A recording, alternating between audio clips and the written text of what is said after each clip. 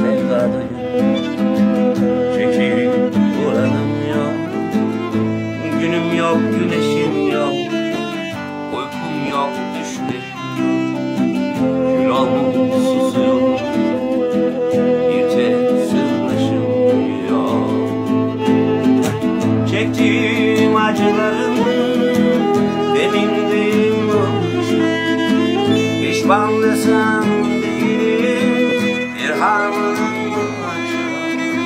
Her gecenin sabahı, her kışın bir bahar, her şeyin bir zaman.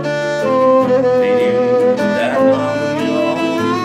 Her gecenin sabahı, her kışın bir bahar, her şeyin bir zaman. Benim dermanım yok.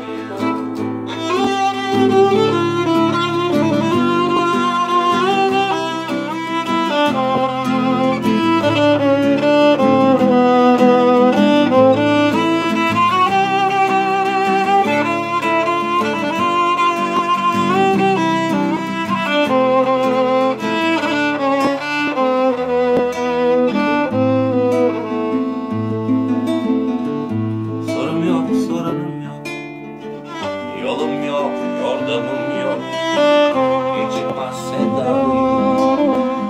Çekil buranım yok, gülüm yok, güneşim yok, uykum yok, düşlerim yok, kül olmuş susuyorum, bir tek sırdaşım yok.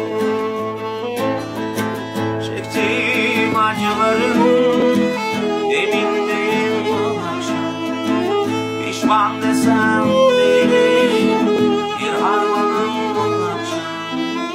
Her gecenin sabah, her kışın bir bahar, her şeyin bir zaman. Benim dermanım yok. Her gecenin sabah, her kışın bir bahar, her şeyin bir zaman. Benim dermanım, benim dermanım, benim dermanım yok.